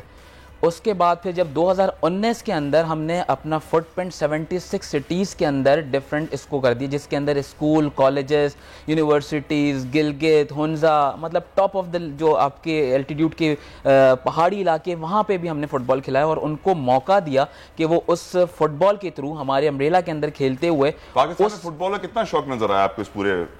सर, पाकिस्तान में फुटबॉल बहुत है। एक छोटी सी मिथ है कि फुटबॉल जस्ट इन लियारी है, ये मैं समझता हूं कि बिल्कुल गलत बात है, क्योंकि फुटबॉल जो है वो बहुत खेला जाता है पाकिस्तान में। आप लोग माशाल्लाह से इतना काम कर रहे थे, डोमेस्टिक चैंपियन निकाल रहे थे, डोमेस्टिक टीम निकाल रहे थे, इंटरनेशनल सॉकर वर्ल्ड कप में टीम्स लेके गए, 2 दफा, तीसरी बार लेके जा रहे हैं। इदारे, Pakistan sports board, football federation, कहीं से कुछ सपोर्ट, कोई इमदाद, कोई मदद? इस पे मैं बॉस थोड़े से कमेंट अपने ना करूं तो ज्यादा बेहतर है, लेकिन बिल्कुल बिल्कुल अंग्रेजी में कहते हैं you didn't say anything in particular but you said it really well। आपने सब खुल के बता दिया आपने। Thank you so much, thank you बहुत बहुत शुक्रिया। जनरल मैनेजर लाइजर लीग एंड हमारे भाई सैयद शाहबल अली जा रहे हैं, आपको भी बहुत बहुत आपको शुक्रिया अदा करेंगे, बेस्ट ऑफ लक कहेंगे, क्योंकि यकीनन ये वो हमारे एथलीट्स हैं, ये वो हमारे खिलाड़ी हैं जिनसे हमारी तवक्कुआत हैं, दुआएं हैं। पाकिस्तान का परचम लहराएंगे, सब लाली परचम को रिप्रेजेंट करेंगे, पाकिस्तान का तराना इंशाल्लाह हंगरी बुदापेस्ट में बजेगा और फिर सबका सर फखर से और बुलंद होगा। हमारी दुआएं आपके साथ हैं और यकीनन अब शो में हम आगे बढ़ते हैं और हम आगे बढ़ेंगे। हमें वर्दा ज्वाइन कर रही हैं और वर्दा आपको मालूम है कभी सितारों में होती हैं, कभी आसमानों में होती हैं, और आजकल तो वो हमदर्द का दस्तरखान भी ले आई हैं अब हमारे लिए पीच। थैंक यू सो मच तला, और हमारी दुआ है कि हमारा पाकिस्तान मैच जीत के आई कौमी तराना बजे। और अब जैसे कि आप जानते हैं तला कि आखिर में अगर बोल प्रेडिक्शंस ना हो तो हमारे व्यूअर्स वेट कर रहे होते हैं, फिर वो कंप्लेन करते हैं कि जी आज हम वेट कर रहे थे, आज आपने हम सितारों की सूरत हाल नहीं बताई। तो आप समझ गए हैं बिल्कुल, अब वक्त हुआ है हमारे सेगमेंट, आप सबकी फेवरेट सेगमेंट बोल प्रेडिक्शन का। वहाँ हम जानेंगे और पूछेंगे कि भाई सितारों की सूरत हाल इस वक्त क्या है, सितारे क्या कह रहे हैं। हमारे साथ आज मौजूद हैं शेख अजीम हनीफ साहब, उनको वेलकम कहते हैं अपने शो में। अस्सलाम वालेकुम अजीम साहब। जी वालेकुम सलाम। कैसे हैं अजीम साहब? सबसे पहली बात तो ये मुबारक हो बहुत बहुत, जिस तरह से कल शानदार तरीके से मैच जीता है पाकिस्तान इंडिया के खिलाफ, क्या बात है उसकी? जी बहुत अच्छा मैच जीता है, 2-3 चैनल्स पे 3 प्रेडिक्शन, लेकिन ये है कि पाकिस्तान को लास्ट आवर में जाके बहुत लास्ट मोमेंट पर काफी सारा फायदा हो सकता है। जी बिल्कुल आखिर फायदा था। अच्छा, आगे क्या प्रेडिक्शन कर रहे हैं आप कौमी टीम के लिए? क्या लग रहा है आपको कि फाइनल्स में क्या होगा? फाइनल्स की प्रेडिक्शन कुछ कर दें। अच्छा, वो फाइनल प्रेडिक्शन जो है वो थोड़ी सी मिक्स एंड मैच नजर आ रही है। अफगानिस्तान का मैच तो पाकिस्तान ले जाएगा, लेकिन ये कि श्रीलंका के साथ शायद थोड़ा सा पाकिस्तान को टफ टाइम मिले।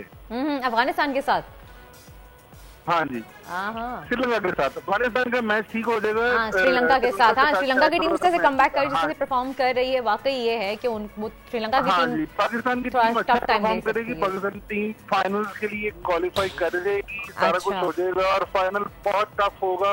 और एज यूजुअल लग वही रहा है एस्ट्रोलॉजी के वाले से कि पाकिस्तान इंडिया ही फाइनल नजर आ रहा है। हाँ, ये तो मेरी प्रेडिक्शन थी, मैं चाह रही थी, मेरी विश भी थी, मेरी प्रेडिक्शन मैंने ऐसी सुबह की थी कि आई रियली विश कि इंडिया पाकिस्तान का मैच फाइनल मैच हो, तो फिर उसका अपना ही एक मजा होगा और उस वक्त जो एक सस्पेंस की सिचुएशन क्रिएट होगी ना और जो टेंशन वाला माहौल क्रिएट होगा, उसमें अपना ही एक मजा होता है। नहीं अजीम साहब?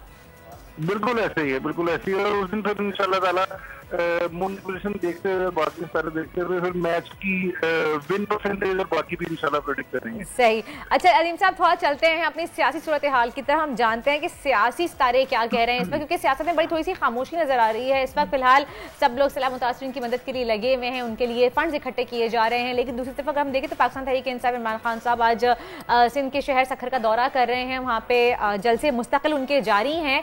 तो अभी आपको क्या लग रहा है, फिलहाल सियासी सूरत हाल अभी ठंडी ही चलेगी या कुछ अप एंड डाउन आपको सितंबर के महीने में देखने में नजर आ रहे हैं? अच्छा, बिल्कुल ऐसा ही है। मैंने कुछ महीने पहले बोल पे ही किया था प्रेडिक्ट कि पाकिस्तान को जो फाइनेंशियल फेवर मिलेगी वो टेस्ट के लास्ट वीक में सितंबर में जाके मिलेगी, लग रहा है आपको याद। और वो फेवर मिल गई है और एक और मजीद फेवर मिलने वाली है कि सियासी सूरत थोड़ी सी स्लो डाउन रहेगी। इमरान खान साहब थोड़ा सा अपना वर्डिक्ट जो है वो शायद स्लो डाउन कर लेंगे, क्योंकि इस वक्त सैलाब की पोजीशन और बड़ी सारी चीजें हैं और इमरान खान बड़ी सियासी तस्वीर का मुजाहरा करते हुए चीजों को स्लो डाउन करेंगे। और उसमें ये है कि अब देखिए, मैंने तो किया था प्रेडिक्ट के नवंबर आ रहे हैं, अब इसमें इस तरह के जो डिजास्टर आए हैं उसको हम नहीं कर पा रहे थे। हमने सैलाब, मैंने जरूर सोचा था, ये बताया था कुछ, लेकिन ये है कि सैलाब की सूरत हाल ज्यादा खराब होने की वजह से हो सकता है कि इलेक्शन थोड़ा आगे हो, लेकिन फिर भी यही वाला फेज नवंबर से स्टार्ट हो रहा है। उससे आगे फेज में इलेक्शन, अगली इलेक्शन नजर आ रहे हैं।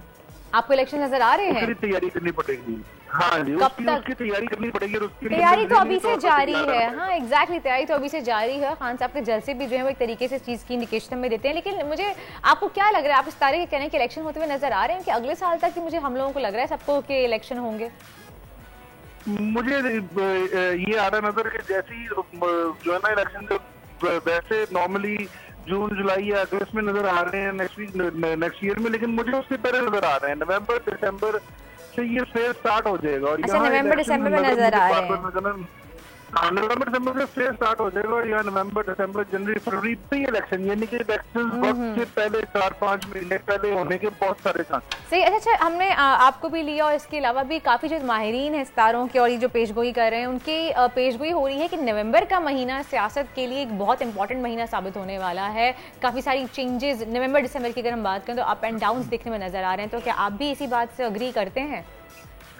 देखिए, टेक्निकल वजह उसमें ये है कि वहाँ पे नवंबर में अक्टूबर के लास्ट वीक में ऑब्वियसली, क्योंकि 22-23 अक्टूबर से जो है वो हमारा मार्च का दौर स्टार्ट हो जाएगा स्कॉर्पियो का। वहाँ से जुपिटर भी स्ट्रांग हो रहा है, मार्च भी स्ट्रांग हो रहा है, 2-3 प्लैनेट और भी स्ट्रांग हो रहे हैं, जो कि पाकिस्तान की जुडिशरी को, फोर्सेस को और सियासत को तीनों को एक्टिव करेंगे और पॉजिटिव रोल प्ले करेंगे। यहाँ पे पॉजिटिवली सारी चीजें बेहतर होंगी और चीजें वहाँ पे जाके पाकिस्तान की फेवर में होंगी और वहाँ जाके फायदा होगा पाकिस्तान। यानी कि आप कहना चाह रहे हैं कि 1-2 महीने बाद जो है वो इंशाल्लाह चीजें पाकिस्तान की फेवर में जाना शुरू हो जाएंगी, यानी कि आवाम थोड़ी दुआएं मजीद बढ़ा दे ताकि थोड़ा सा कुछ फेवर के। अभी तो बहुत बुरे हाल है मईशत के और आगे भी सुनने में आ रहा है कि और बहुत ज्यादा बुरे हाल होंगे मईशत के। बिल्कुल आखिरी सवाल है मेरा, आप जल्दी से बता दीजिए कि क्या लग रहा है आपको मईशत के हवाले से? मईशत के हवाले से मैं ये बता रहा हूँ कि आपको फाइनेंशियल सपोर्ट दोबारा मिलने वाली है। कोई बड़ा पैकेज, कोई बड़ा रिलीफ, कोई ऑयल की तरफ से या जो 200 ममालिक हैं उनकी तरफ से कोई बड़ा पैकेज मिलने वाला है IMF से हटकर। अच्छा, IMF से हटकर मिलेगा या कोई रिलीफ मिलेगा, वहाँ जाके पाकिस्तान की फाइनेंशियल कंडीशन काफी स्टेबल हो जाएगी। सही, ठीक है। बहुत बहुत हनीफ साहब हमारे साथ मौजूद थे और उन्होंने हमें एटलीस्ट एक इंडिकेशन दे दिया है कि एक और जो है वो हमें फाइनेंशियली सपोर्ट होगी जिसकी वजह से पाकिस्तान की मईशत कुछ बेहतर हो सकती है। हम दुआ करेंगे कि अल्लाह ताला हमारे मुल्क पर रहम करें, इंशाअल्लाह ताला हमारी मुल्क की मईशत सियासी सूरत हाल दोनों जो हैं वो आहिस्ता आहिस्ता सही हो जाए इंशाअल्लाह ताला। और इसी के साथ ही आज के शो का वक्त होता है खत्म। उम्मीद करते हैं आपको शो पसंद आया होगा। फिर मिलेंगे आपसे कल सुबह 9 बजे। देखना मत भूलिएगा दुनिया बोल है। Till then take good care of yourself and अल्लाह हाफिज।